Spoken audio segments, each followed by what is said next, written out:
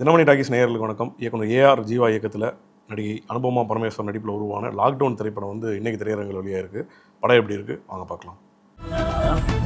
வர வர உன் நடவடிக்கை எதுவுமே சரியில்லை. அனிதா! லாக்டவுன் இந்த டைட்டிலே வந்து ஒரு கதை சொல்லுது இல்லையா? அதாவது கோவிட் காலத்தை பற்றின ஒரு கதை. அந்த ஊரடங்கு அமலானதுக்கப்புறம் என்ன நடக்குது அப்படின்றது தான் அந்த படத்தோட ஃபஸ்ட் லுக்கில் இருந்து டீசர் ட்ரைலர் வரையுமே நமக்கு அந்த கதையை பற்றின ஓரளவுக்கு ஊகம் இருந்துச்சு. படம் வந்து படத்தை அது அப்படி தான் இருக்கும். ஒரு லாக்டவுனில் நடக்கிற ஒரு கதையாக தான் இருக்கும்னு நம்ம பார்க்குறோம். அப்படி ஸ்டார்டிங்லேயே வந்து அந்த படம் எப்படி இதாகுதுன்னா, அனுபமா வந்து நல்லா படிச்சிருக்காங்க. பட் அவங்களுக்கு ஒரு வேலை இல்லாமல் இருக்காங்க. அதாவது அந்த கதை வந்து 2020 லாக்டவுனுக்கு கொஞ்சம் நாளைக்கு முன்னாடி ஸ்டார்ட் ஆகுது. வேலை இல்லாமல் இருக்காங்க. அந்த வேலைகள் தேடுறதுல வந்து நிறைய ஃப்ரெண்ட்ஸ்கிட்ட போய் ட்ரை பண்ணுறாங்க. அப்புறம் வந்து நிறைய கம்பெனிக்கு இன்டர்வியூ போகிறாங்க. பட் எதுவுமே வந்து செட் ஆகாமல் இருக்குது. ஒரு கட்டத்தில் வந்து வேலை இல்லாத வந்து தன் விரக்தியை வந்து தன் தோழிகிட்ட வந்து அனுபவமாக சொல்கிறாங்க. இந்த மாதிரி வேலை இல்லாமல் இருக்குண்டி ஏதாவது ஒன்று தெரிஞ்ச இடத்துல இருந்தால் ரெக்கமெண்ட் பண்ணு அப்படின்றாங்க. அவங்க ஃப்ரெண்ட் என்ன சொல்கிறாங்கன்னா, சரி இன்றைக்கி வா, இன்றைக்கி ஒரு பார்ட்டி இருக்குது. அந்த பார்ட்டியில் என் ஃப்ரெண்டு ஒருத்தன் ஹெச்ஆராக இருக்கான், அவன்கிட்ட நான் பேசுகிறேன், உனக்கு கண்டிப்பாக வேலை கிடச்சிரும், பட் அந்த பார்ட்டிக்கு வா அப்படின்றாங்க. அதே மாதிரி அனுபவமாகவும் வந்து பார்ட்டிக்கு கிளம்பி போகிறாங்க. போகிற இடத்துல என்ன ஆயிடுதுன்னா, அவங்க வந்து ஒரு சாதாரண ஒரு மிடில் கிளாஸ் குடும்பத்திலேருந்து வந்த ஒரு பெண். வீட்டில் வந்து சின்ன சின்ன விஷயத்துக்கு கூடவே வந்து ஒரு பெண் பிள்ளைனா வந்து ஒரு பயம் இருக்கும் இல்லையா பெற்றவங்களுக்கு.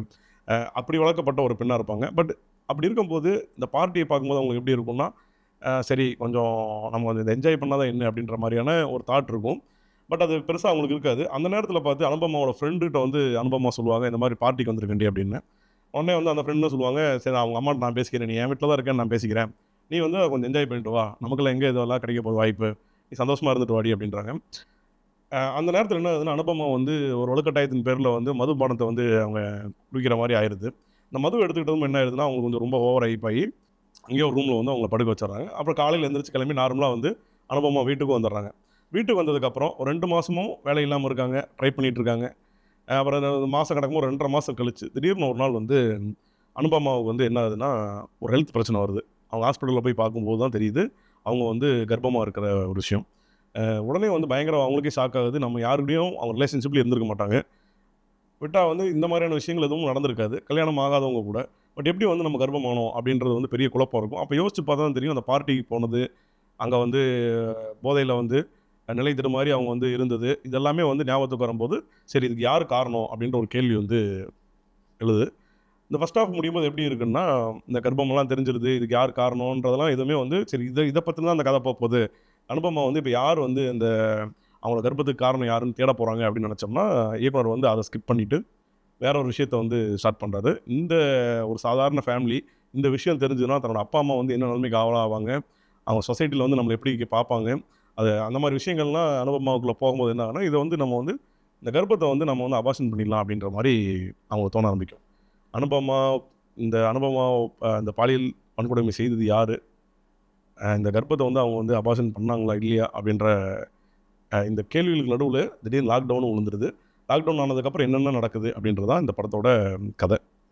அனுபமா பரமேஸ்வரனுக்கு வந்து இந்த இந்த படம் வந்து ஸ்டார்ட்டிங்கில வந்து ஒரு பக்கத்து வீட்டு பெண் அப்படின்ற மாரியான ஒரு லுக்ல இருந்து வராங்க. அவங்களோட கேரக்டர் வந்து இறுதி வரையுமே வந்து ஒரு சின்ன விஷயத்துக்கு கூட ஃபேமிலியில வந்து இப்ப நம்ம லவ் பண்றேன்னு சொல்லிட்டா கூட அந்த குடும்பம் வந்து யார லவ் பண்ற? எப்படி லவ் பண்ற? எதுக்கு லவ் பண்ற? எங்க குடும்ப மானத்த நீ வாங்கிட்டியா? அப்படியா இருக்க ஒரு குடும்பம். பட் அவங்க இருந்தாலுமே அவங்க ஃபேமிலியா ஒரு நல்ல ஃபேமிலி தான். அப்படி இருக்க சூழல்ல இந்த மாரியான ஒரு ஒரு மீறல் வந்து தனக்கு நடந்துருச்சு. இந்த மாரியான ஒரு ஒரு சிச்சுவேஷன் மோசமான ஒரு சிச்சுவேஷன் நடந்துருச்சு. ஒரு இன்சிடென்ட் ஆயிருச்சு அப்படின்றதுக்கப்புறம், இது எப்படி வீட்ல சொல்றதுன்ற ஒரு பெரிய தயக்கம் இருக்கும். அதுக்கேத்த மாரி சிச்சுவேஷன்ஸும் வந்து வீட்லயும் சரியில்லாம இருக்கும். அப்படியே வந்து இந்த இந்த கருவ எப்படியாவது நம்ம கலைச்சிரலாம்னு அனுபவமா பரமேஸ்வரன் வந்து போராடுற இடங்களா இருக்கட்டும். இந்த கதை வந்து ஒரு கட்டத்தில வந்து ஃபர்ஸ்ட் ஹாஃப் வரையும் ஓரளவுக்கு இருக்கு. செகண்ட் ஹாஃப் வந்து நீங்க படத்தோட கிளைமாக்ஸ் நெருங்க நெருங்க அந்த பதட்டத்த நம்மகிட்ட குடுக்க ஆரம்பிச்சுடுறாங்க. ஒரு பக்கம் லாக்டவுன் விழுந்துருது. வீட்ட விட்டு யாரும் வெளியில வர முடியாது. கொரோனா காலங்கள் வேற. இவங்க எங்கெங்கெல்லாம் மருத்துவர் நாடி போறாங்களோ, அங்கெல்லாம் வந்து ஏதாவது ஒரு ஒரு தடை வந்துருது. இல்ல இவங்களால எதுவுமே பண்ண முடியாது. இப்ப இவங்க என்ன பண்றது? அப்படின்ற ஒரு ஒரு கேள்விய வச்சு வச்சு இந்த படத்தோட ஸ்க்ரீன் பிளே வந்து செகண்ட் ஹாஃப் உருவாயிட்டு இருக்கும்போது, படத்தோட 20 நிமிஷம் கடைசி 20 நிமிஷம் நம்ம போம்போது, உண்மையிலேயே வந்து நம்ம பதற்றத்துக்கு உள்ளாகக்கூடிய காட்சிகள்லாம் இருக்கு. குறிப்பா வந்து தமிழ் சினிமால வந்து இந்த மாரி வந்து காதல் பண்ணி, அந்த அபார்ஷன் காட்டுற விஷயங்கள், இந்த விஷயங்கள் இந்த அபார்ஷன நோக்கி போற ஜோடிகள் பத்தியெல்லாம் நெறைய படங்கள் வந்துட்டாலும், இந்த படத்துல வந்து அதோட அதோட அதோட ஹை இதுதான் அப்படின்ற அளவுக்கு ஒரு விஷயத்த வந்து இயக்குனர் பண்ணியிருக்காரு.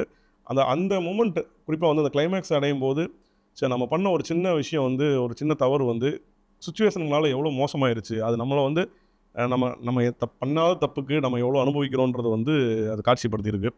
இயக்குனர் வந்து அந்த இடத்துல வந்து இது ஒரு முக்கியமான படம். லாக்டவுன் வந்து இந்த சிச்சுவேஷன்ஸை டிபெண்ட் பண்ணி வந்து இந்த ஒரு மனுஷன் வந்து அவன் மட்டுமே தவறு செய்கிறது இல்லையா? நம்ம ஒரு நல்ல விஷயத்துக்காக பண்ணுறோம், இல்லை நம்மளோட ஒரு கொண்டாட்டம் அப்படின்னு செய்கிற ஒரு விஷயம். அது பின்னாடி இருக்க சூழ்நிலைகள் காரணமாக வந்து அது எப்படியெல்லாம் மாறுது அப்படின்ற ஒரு யதார்த்தத்தை வந்து இந்த படம் வந்து கிளைமேக்ஸை நோக்கி போகும்போது ரொம்ப சரியாகவே பதிவு பண்ணியிருக்கு. பட் இந்த படம் எங்கே வந்து கொஞ்சம் தடுமாறுது அப்படின்னு கேட்டால், இந்த பேரண்டிங்கிற ஒரு விஷயத்தில் அனுபமா பரமேஸ்வரனோட அப்பா அம்மா வந்து ரொம்ப நல்ல டைப்பாக இருந்தாலுமே ஒரு ஒரு அவங்க வந்து தம் மகள்கிட்ட வந்து எதுவாக இருந்தாலும் சொல்லு அப்படின்ற ஒரு சூழல் வச்சிருக்கவே மாட்டாங்க. அது அந்த ஸ்க்ரீன் பிளேல தெரியும்.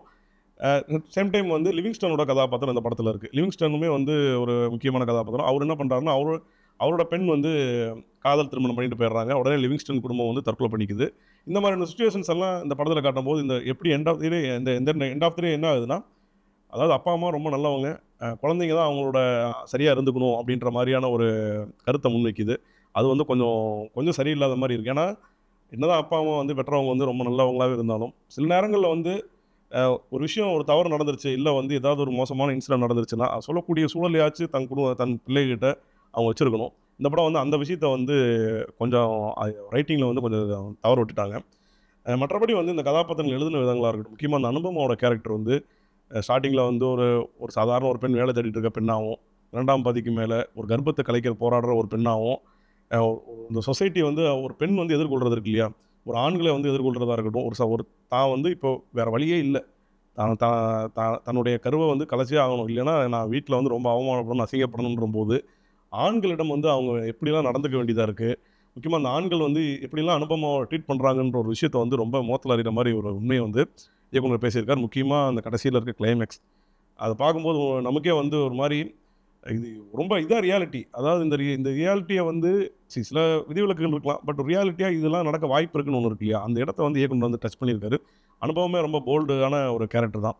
அவங்க வந்து ரொம்ப ஜாலியான ஒரு ஒரு காதல் நாயகியாக நிறைய படங்களில் பார்த்துருக்கோம். முற்றிலுமாக இந்த படத்தில் அவங்களுக்கு ஒரு லவ்வே இல்லாமல் ஒரு நாயகியாக வந்து ரொம்ப நல்ல கதாபாத்திரத்தை சூஸ் பண்ணியிருக்காங்க. நடிப்புலையும் ரொம்ப அவங்களோட முக்கியமாக வந்து செகண்ட் ஹாஃப்லலாம் அவங்களோட நடிப்பு தான் அந்த படத்தையே வந்து ஹோல்ட் பண்ணுற அளவுக்கு இருக்குது.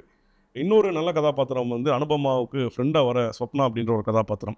அவங்களுமே வந்து ஒரு நல்ல ரைட்டிங். அந்த அந்த கேரக்டருமே கடைசி வரையும் தன்னோட ஃப்ரெண்டுக்கு வந்து எவ்வளோ பிரச்சனைகள் வந்தாலுமே நான் கூட இருக்கணும் அப்படின்ற ஒரு இறுதி காட்சியில் அந்த ஸ்வப்னான்ற அனுபமாவோட தோழி வந்து செருப்பு எடுத்துகிட்டு ஓடுவாங்க. அதெல்லாம் பார்க்கும்போது அந்த படம் வந்து ஒரு பெண்கள் மீது நிகழ்த்தப்படுற விஷயங்களாக இருக்கட்டும், இந்த சொசைட்டி வந்து ஒரு வாய்ப்பு கிடைக்கும்போது எப்படிலாம் மாறுதுன்றத ஒரு விஷயமா இருக்கட்டும், அதெல்லாமே வந்து ரைட்டிங்கில் ரொம்ப கச்சிதமாக வந்திருக்கு. முன்னாடியே சொன்ன மாதிரி சிச்சுவேஷன்ஸ் நம்ம நல்லதோ கெட்டதோ நம்ம எல்லாமே வந்து சூழ்நிலைகள் தற்செயல்களால் வந்து வாழ்க்கை ஃபுல்லாக நிரம்பியிருக்கு இல்லையா, அப்படி ஒரு தற்செயலான ஒரு விஷயம் நடக்கும்போது லாக்டவுனுன்ற எதிர்பாராத ஒரு விஷயம் நடக்குது. இப்படியெல்லாம் நடக்கும்போது லைஃப் ரொம்ப காம்ப்ளிகேட் ஆகுது.